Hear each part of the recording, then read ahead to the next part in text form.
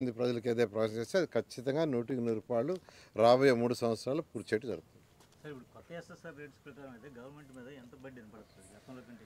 అది దాదాపు 17% నుంచి ఒక 30% పడుతుందండి. అది యాక్చువల్గా ఎస్ఎస్ఆర్ రేట్ల ప్రకారం ఇవ్వబోతుంది. అదేవి మన సపరేట్ చేసేదే లేదు. అంటే ఇసుక కానీ శాండ్ కావచ్చు, లేకుంటే కంకర కావచ్చు, సిమెంట్ కావచ్చు, ఏదైతే చీఫ్ కమిషనర్స్ ఒక కమిటీ ఉంటుంది. ఆ కమిటీ ఇయర్లీ వన్స్ డిసైడ్ చేస్తుంది. దాని ప్రకారం ఎస్టిమేట్ చేయడం జరుగుతుంది. ఓకే. నారాయణ గారు, కేంద్ర ప్రభుత్వ సంస్థలు అనేక మంది ల్యాండ్ తీసుకున్నారు మన దగ్గర. నిన్న కూడా ఈఎస్ఐ వాళ్ళు చూశారు. కన్స్ట్రక్షన్ ఎప్పటి నుంచి స్టార్ట్ చేస్తారు? మీరు ఏమన్నా త్వరగా స్టార్ట్ చేయమని కోరుతారా? యాక్చువల్గా దానికి సంబంధించి 2 మీటింగులు గ్రూప్ ఆఫ్ మినిస్టర్స్ జరిగిందండి. ఫస్ట్ గ్రూప్ ఆఫ్ మినిస్టర్లో టోటల్ ల్యాండ్ ప్రజెంట్ అంతా అవైలబుల్ ఉంది. కమర్షియల్ కావచ్చు, రెసిడెన్షియల్ కావచ్చు, అవన్నీను మన మీటింగ్లో యాక్చువల్గా కొన్ని డిసైడ్ చేశారు యాక్చువల్గా. అయితే వాటిని నెక్స్ట్ అథారిటీ మీటింగ్ తీసుకొచ్చి దాని ముందు తీసుకోవడం జరుగుతుంది. ఖచ్చితంగా అమరావతిలోకి రావడానికే రోడ్డు సరైనది లేదు అనేది బాగా అందరిలో నానుడు వినపడింది. ఇప్పుడు కూడా సిటీలో మీరు వచ్చి 6 నెలలు అవుతుంది, ఇప్పుడు కూడా ఒక రోడ్డు కూడా ఫామ్ చేయాలి. ఖచ్చితంగానండి. ఇప్పుడు ఈస్ట్ వెస్ట్ తీసుకుంటే E1 నుంచి E1, E2, E3, 4, E16 roads ఉన్నాయి. మొత్తం స్ట్రైట్ రోడ్స్. దాదాపు ప్రతి రోడ్డు 15 నుంచి 18 కిలోమీటర్ స్ట్రైట్ రోడ్స్, ఎక్కడ వంకరలు ఉండవు.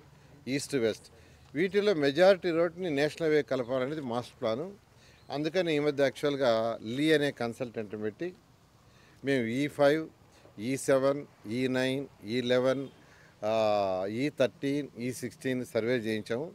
అందులో 3 రోడ్లు నేషనల్ హైవే కలపడానికి చాలా సులువుగా ఉన్నాయి. అంటే ల్యాండ్ అక్విజిషన్ పెద్ద అవసరం లేదు. అందులో కొద్దిగా ఫారెస్ట్ ల్యాండ్ ఉంది, ఒక 20-25 ఎకరాలు. ఆ ఫారెస్ట్ ల్యాండ్ సర్వే కూడా పూర్తి చేశారు. దాన్ని 3 డేస్లో అప్లోడ్ చేస్తారు. ఇది ఆ ఫారెస్ట్ ల్యాండ్ పర్మిషన్ కోసంగా. అది చెన్నైలోనే పర్మిషన్ ఇస్తారు. వీలైనంత తొందరలో ఆ పర్మిషన్, అంటే ఒక 15 రోజుల్లో పర్మిషన్ వచ్చేది చూడమని అధికారులకు చెప్పాను. ఆ ల్యాండ్ పర్మిషన్ తీసుకొని ఇమీడియట్గా టెండర్ పిలిచి ఇమీడియట్గా ఆ 3 రోడ్లలో 2 రోడ్లకి టెండర్ పిలిచేస్తున్నాం, నేషనల్ హైవే కలిసేది. ఆ తర్వాత అంటే ఇప్పుడు ఏదైతే సీడ్ యాక్సెస్ ఉందో కొద్దిగా ల్యాండ్ అక్విజిషన్ ప్రాబ్లం ఉంది యాక్చువల్గాను. కొంతమంది కోర్టులో పోయిండారు. అందువల్ల దాన్ని కూడా పరిశీలి చేస్తున్నారు. రైతులను ల్యాండ్ పుల్లింగ్కి రండి, తీసుకుంటాం, వేస్తామని. ఈ లోపల ఇది వచ్చే లోపల, అంటే seed access road national highway కలిపే లోపల మనకు ఆ 2 రోడ్లు ఏదైతే సులువుగా ఉన్నాయో దాన్ని ఇమీడియట్గా పిలిచి చేయడం జరుగుతుంది. 11, 15 అండి. కరకట్ట రోడ్డు ఏంటి సార్ పరిస్థితి? ఒక వెహికల్తో ఇంకో వెహికల్ వెళ్ళే పరిస్థితి లేదు. కరకట్ట రోడ్డు యాక్చువల్గా 2014-19లో 4 లైన్కి డిజైన్ చేసామండి. 4 లైన్కి.